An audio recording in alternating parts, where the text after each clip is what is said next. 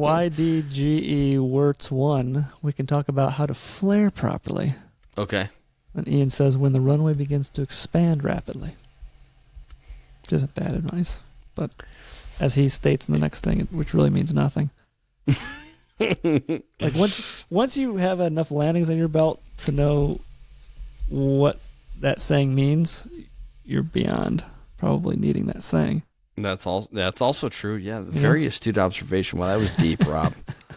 That's deep. Let's all write that down.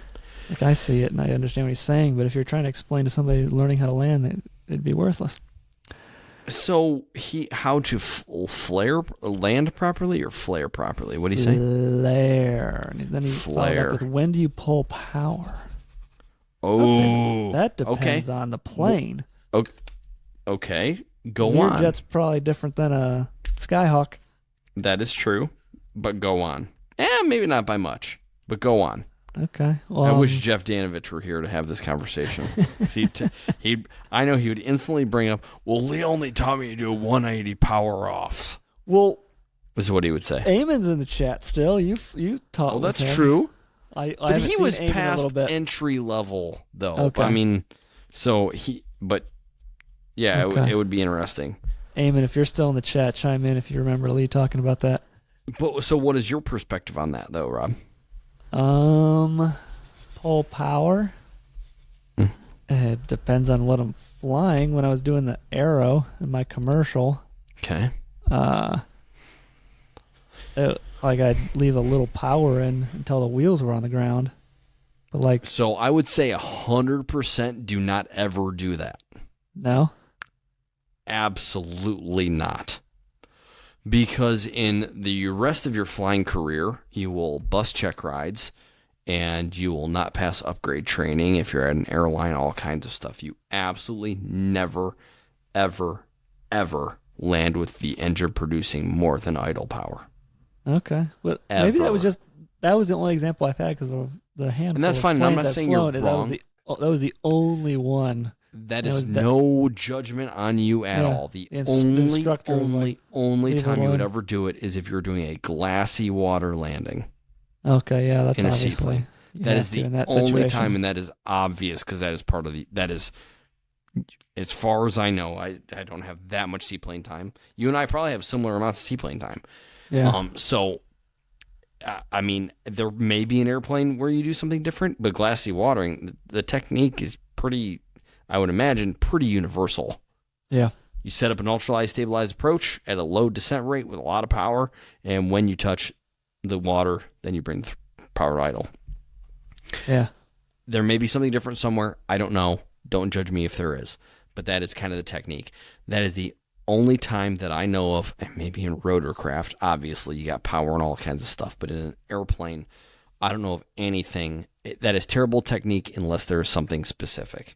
But I will tell you for a fact, in a 172, in a Cherokee, do not land, any type of Cherokee, do not land with power on at all. Idle power, idle thrust only.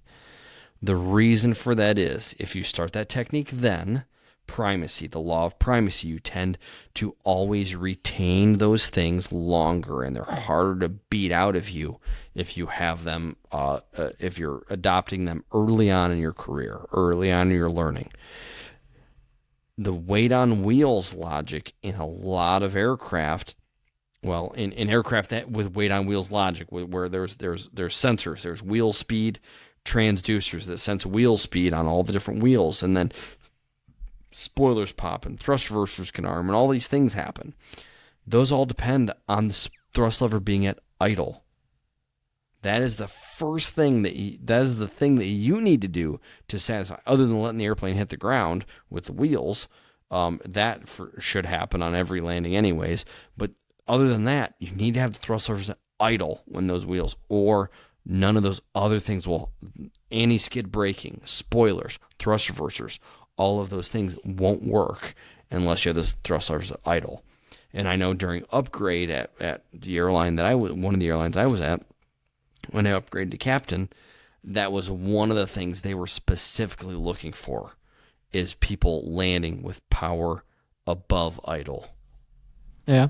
It's that just plane, the instructor bad had technique. told me that just because it was a T-tail, and I guess it was kept some air over the rudder for stuff is why they said that. But every other airplane I've flown, I'm not landing Keep with more any power. airspeed. That means you're coming in too slow. I mean, Yeah, I've never flown a Most- T-tail arrow, okay? yeah. But there's most of the things I've flown at this point are all T-tail. Yeah. Like, I get it. Most of the planes, I'm chopping the power early on final to nothing. I think that's I think that's a bad excuse if it's loaded with NCG, and you're flying the correct approach airspeed. I can't imagine that was in the manual to land with power on. I guess is where I would go to. Never looked at the manual. Well, yeah, there you have it. I don't believe I ever flew that solo. And if it was in the manual, then do that. But Yeah. I doubt it was. But Yeah, most and airplanes, even- to get back to the question, I'm getting on final, and as soon as, if it's in an airplane I'm familiar with, as soon as I know I have the runway made, I chop the power. So, like, let's say, and we kind of go around and around about this, but like, let's say you're on final, base to final, in that kind of area, right? And we can come up with maybe some altitudes if we need to fine tune the scenario. But are you going to be fully configured before you decide to chop to power, or how do you balance out that drag and thrust profile when you're coming in to land? Is there a way you could maybe say something, or if you were in the role of an instructor, how would you be coaching somebody to kind of get their mind right about it? In the 150, and I do this with 172s, 10 degrees on downwind. It's kind of a default because you should be slowed enough to start adding flap in on your downwind anyway. I typically put the next notch in on base. And then when I'm making that turn to final, I'm just playing it by sight picture of what I'm going to do, if anything, on final. Let me see if there's weird winds and stuff. Sometimes I'll just keep it at 20. And land at 20? Yeah, if I'm trying to think it through. You put me on the spot here. If That's what all you guys do to me, so enjoy it. Yeah, well, I'm trying to think. Was it crosswinds?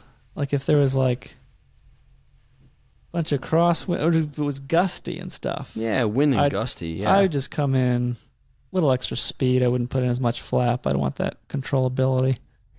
I don't want the airplane to be not as much flap in it. Okay.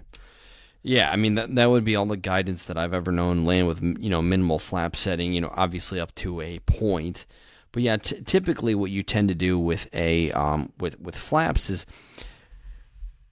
obviously it lowers your stall speed, and most manufacturers give you a graph as to like how that stall speed is affected with flap changes. But one thing a lot of people don't really realize is with an aircraft that's what do I want to say? I guess like pretty neutral, balanced. Your center of gravity is pretty balanced. You're in the middle of the what do I want to say? Middle of the center of gravity envelope, the weight and balance envelope, right? So forward to aft. When you put those flaps down, what you end up doing is you end up moving. Well, I believe, and I'm sure Stuart Butts or somebody's going to correct me on this, but. Or Tyler, probably anybody can correct me on this, but I'm pretty sure you're moving the center of gravity or the center of lift, center of pressure aft. So you have the center of gravity and the center of lift always kind of opposing each other. And what that ends up happening is you end up basically balancing the airplane better with those flaps in. It's a stabilizing force. So it does make the aircraft more stable having flaps down, so that is a benefit as well as reducing the stall speed. So you have two things kind of going in your quarter. If you're always like flying like solo and at mild weights, at mild density altitudes, you're not going to notice the difference ever. But if you're like worst case scenario, you're slow, you're heavy, high density altitude, you're going to start to feel those effects of that stability. They're going to kind of the magnitude is going to increase, and you're going to tell the difference. But other than that, like you're talking about the windy, gusty day, yeah, minimal flap setting is going to help. Just remember that your stall speed, your stall margin is reduced, and like you said, you said it absolutely right. You're going to increase your approach speeds and your maneuvering speeds. You always want to be about 10 knots, buffer if you're maneuvering at less than full flap. So those are all good like metrics to kind of commit to memory as you kind of do maybe more visual, wrapping around in the pattern. If you're trying to do a short approach, like, this quarter-mile final and, all these things, which are fun and sporty and help everybody out in the pattern. But just remember your maneuvering margins. You bank that airplane up, your load factor goes up, which means your stall speed goes up, and all these things, they just compound. And then now your partial flap. So, you're vastly different. Your total angle of attack, your critical angle of attack is vastly different that you can't even picture it in your head anymore. Even if you're an engineer, you can probably barely picture what has happened to your critical angle of attack, the angle of attack that the airplane stalls at when you're cranking it around. You got a high bank angle, partial flap. I mean, just you have everything working against you. Your stall speed is 40 or 50% higher than what you're used to. Like, I'm not joking. I think if you're at a 60-degree bank, somebody could fact check this, but I'm pretty sure this is accurate. If you're in a 60-degree bank turn, your stall speed is 40% higher than because at 60-degree bank you're at 2 Gs, so at 2 Gs your stall speed is 40% higher. I'm pretty sure that's accurate. Somebody could fact check it. Somebody probably knows the math on it, but it's just something to consider when you're hot dog and you're wrapping it around doing these short approaches, which, don't get me wrong, are helpful and maybe can be courteous to other pilots in the pattern, things like that. Don't get me wrong, it can be fun, can be safe, and can help everybody else out. Don't get me wrong, that's all great. Just be mindful. You do those things, and then, you overshot and you kick that rudder in to straighten it out, or so you think, and your stall speed's way elevated because you're partial flap, you're in a highly banked turn, and then you kick that rudder in, and you're like at 300 feet, you're never going to recover that, if you go into a spin. And those are all the elements that people eat it up on. So it's just be mindful of all that stuff, I guess. But yeah, on a gusty day, partial flap, because it's less lift. Your wing loading is a little bit higher and whatever. But Rob, what you got? Just reading the chat here. Jared Johnson's fully embraced the new call sign.